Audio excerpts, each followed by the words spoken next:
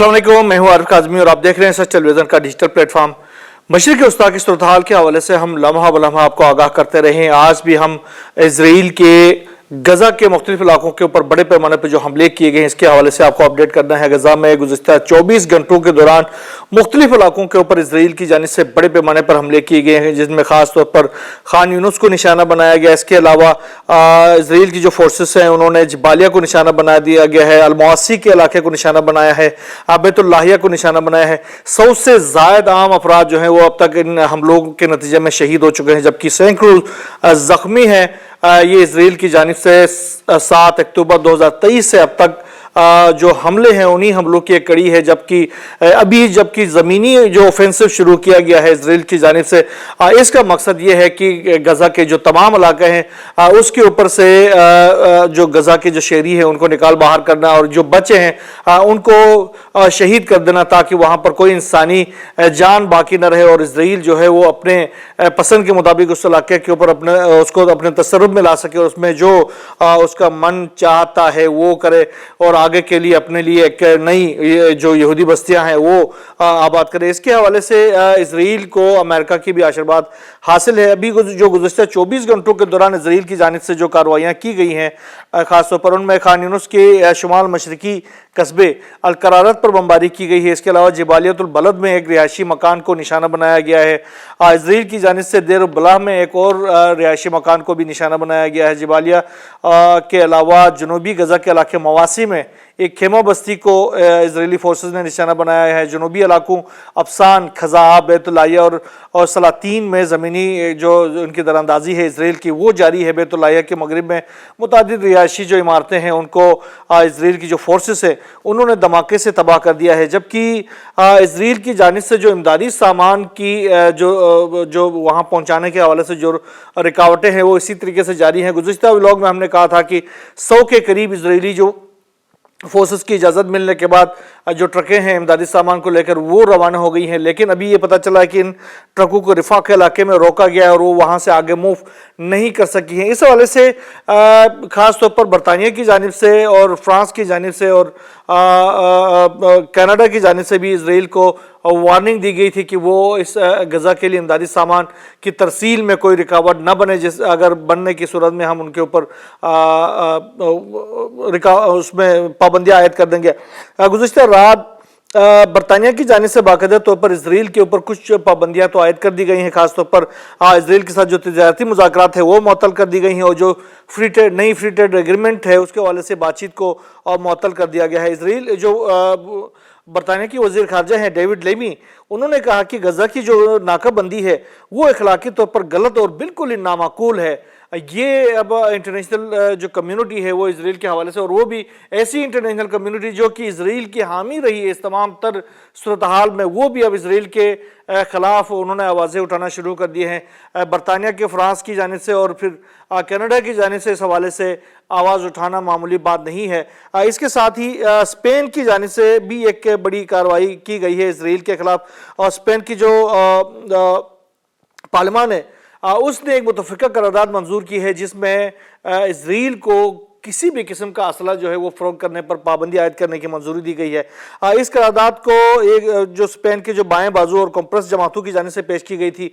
176 के ऐवान में 171 वोट इस करारदाद के हक़ में मिले हैं और जिसमें हुकूमत पर यह जोर दिया गया है कि इजराइल को इस तरह के किसी भी मवाद की फ़रोख्त न की जाए जो इजरायली फोर्सेस को मजबूत कर सके और वो इजरायली फोर्सेस जो है वो गज़ा के ऊपर इन असले को इस्तेमाल कर सके। लिहाजा इजराइल को इस तरह का कोई भी असला फ़रोख्त करने पर पाबंदी होनी चाहिए। एक आवाज़ें जहां इंटरनेशनल कम्युनिटी के अंदर से उठ रही हैं वहां इजराइल के अंदर से भी उठना शुरू हो गई हैं आवाज़ें। गुज़श्ता हमने व्लॉग में आपको इजराइल के शहरियों की जानिब से इजराइल की हुकूमत की जो पॉलिसियों के खिलाफ जो एहतजाज किया गया था उसके हवाले से हमने आपको आगाह किया था। आज इजराइल के एक साबिक फौजी एहलकार जनरल यार गोलान की जानिब से हुकूमत पर तनकीद सामने आई। उन्होंने कहा कि गज़ा में बच्चों को मारना हमारा मशगला बन चुका है। ये कह रहा है, ये जो यार गोलान है ये इजरायली फौज के साबिक नायब चीफ ऑफ स्टाफ भी रह चुके हैं। साबिक नायब चीफ ऑफ स्टाफ की जानिब से अब अगर आखिरकार उसका ज़मीर जाग गया है और वो कह रहा है कि हम गज़ा में बच्चों को मारना हमारा जो है वो इजरायली फोर्सेस का मशगला बन चुका है। और उसके साथ साथ वो कहते हैं कि जो मौजूदा हुकूमत है वो इंतकाम पसंद अखलाकियात से आरी और बहरान में मुल्क चलाने की सलाहियत से महरूम अफराद पर मुश्तमिल है, जो रियासत के वजूद को खतरे में डाल रहे हैं। अब इजरायली हुकाम ने उनके खिलाफ उन्होंने भी बयान दे दिया। उन्होंने कहा कि यार गोलान जैसे लोग जो हैं वो फौज के खिलाफ नफरत फैला रहे हैं, बल्कि हमारे दुश्मनों के हाथ मजबूत कर रहे हैं। यार गोलान को इस तरह की जो बातें हैं वो नहीं करना चाहिए। जबकि इजराइल के एक और जो वजीर हैं, उनका नाम है जी मोशे फिगान, उन्होंने इससे उलट बयान दे दिया। उन्होंने कहा कि गजा का हर बच्चा, हर नौमौलूद हमारा दुश्मन है। दुश्मन सिर्फ हमास नहीं है, हमें गजा पर कब्जा करना होगा, उसे नौ आबादी बनाना होगा और वहां कोई भी गजा का बच्चा बाकी नहीं रहना चाहिए। एक तरफ यार गोलान है जो कि कह रहा कि हमने तो बच्चों को कत्ल करना हमने मशगला बना दिया है, हमें शर्म आनी चाहिए। दूसरी तरफ जो मोशे फिगान है जो कि इस वक्त भी सिटिंग वजीर है, वो कहते हैं कि गजा के एक एक बच्चे को कत्ल होना चाहिए, एक एक बच्चे का खून होना चाहिए और बच्चे को वहां पर किसी शख्स का जिंदा रहना जरूरी नहीं है। इस इलाके के ऊपर हमारा कब्जा होना चाहिए और बच्चे बच्चे को कत्ल करके उस इलाके को साफ करना चाहिए। ये इजराइल के अंदर से जो आवाजें उठ रही हैं नेतन्याहू गवर्नमेंट के खिलाफ, उस हवाले से एक और बयान मैं यहाँ आपको सुनाना चाहता हूँ। इजराइल के जो यरगमाली हैं जो कि हमास के कैद में है, इनमें से 3 जो यरगमाली थे उनके वालिदैन ने इजरायली हुकूमत को एक खत लिखा है जिसमें उनको इंतबाह किया गया है कि अब बहुत हो गया है, हमारे बच्चों को जो कि हमास के कैद में हैं उनका नाम इस्तेमाल करके अपनी हुकूमत को मजबूत बनाने की कोशिश मत करो। उन्होंने कहा कि हमारे बच्चों की तस्वीरें सियासी मकासद को और जंग को तूल देने के लिए इस्तेमाल न करें। यह खत इजराइल की जो शहरी हैं नमरूद कोहन, एरियल कोनियो और डेविड कोनियो और मातान जांगोकर के जो वालिदैन हैं उनकी जानिब से लिखा गया, जिसमें उन्होंने कहा है कि पिछले 1 साल से इजरायली हुकूमत ने करोड़ों शेकल जो इजराइल का जो करेंसी है ऐसी तशहीरी मुहिम पर खर्च किए जिनमें हमारे बच्चों की तस्वीर इस्तेमाल की गई हैं।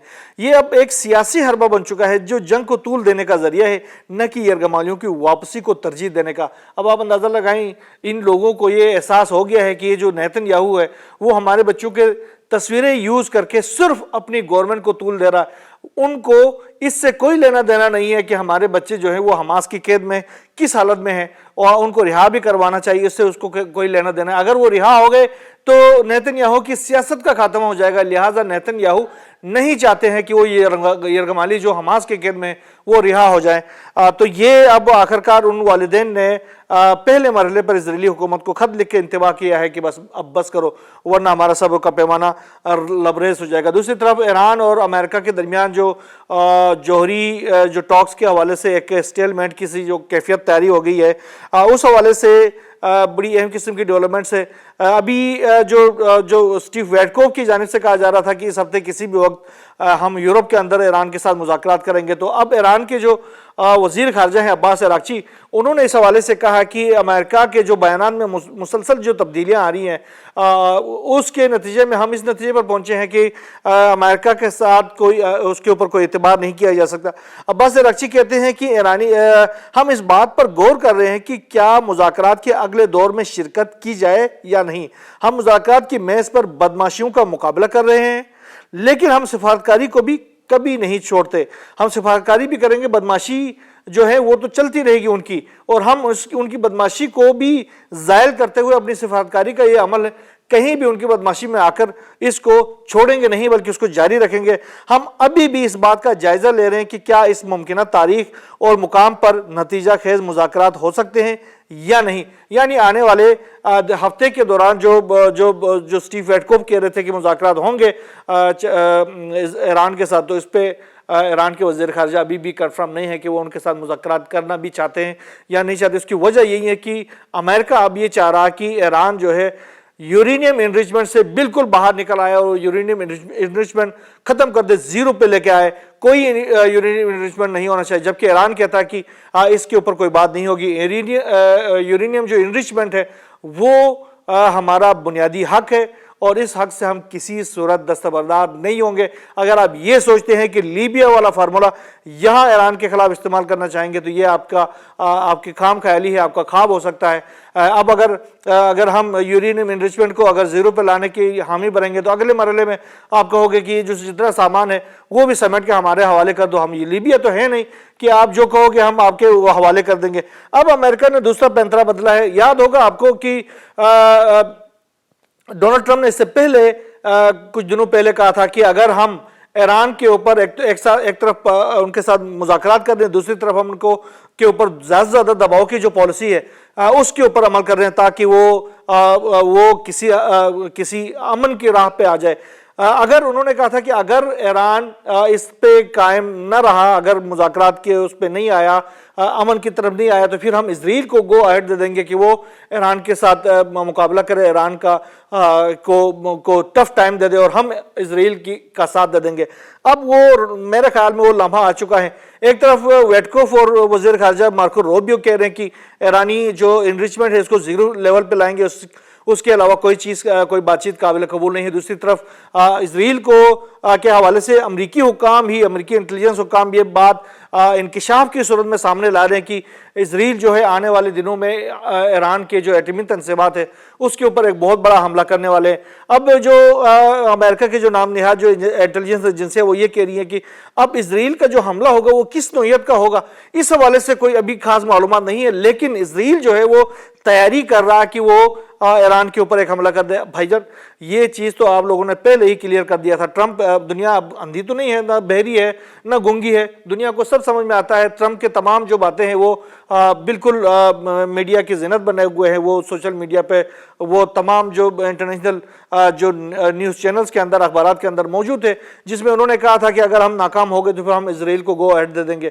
اب اگر اسرائیل کو اس طرح کا حملہ کرتا تو کیا خیال ہے، دنیا کو نہیں پتا کہ یہ حملہ اسرائیل سے کون کروانا چاہ رہا ہوگا۔ تو ایران نے بھی کلیئر کر دیا ہے کہ بھائی ہم نے اپنا وعدہ صادق آپریشن 3 جو کہ اسرائیل کے لیے تیار کر کے رکھا ہوا ہے، اسرائیل کوشش کر کے دیکھے، اگر اسرائیل چاہتا ہے کہ اپنے آپ کو تباہ کر لے تو پھر بسم اللہ آپ کارروائی شروع کر لیں، اس کے بعد جو ہوگا پھر ہم دیکھیں گے۔ ہم نے تو آپ کے تمام شہروں کو بالکل لاک کر کے رکھا ہوا، اپنی میزائلوں کے وار ہیڈز کے اوپر ان شہروں کے نام بھی لکھا ہوا ہے جہاں پر جا کر انہوں نے اٹیک کرنا ہے اور وہ اٹیک کر کے رہیں گے۔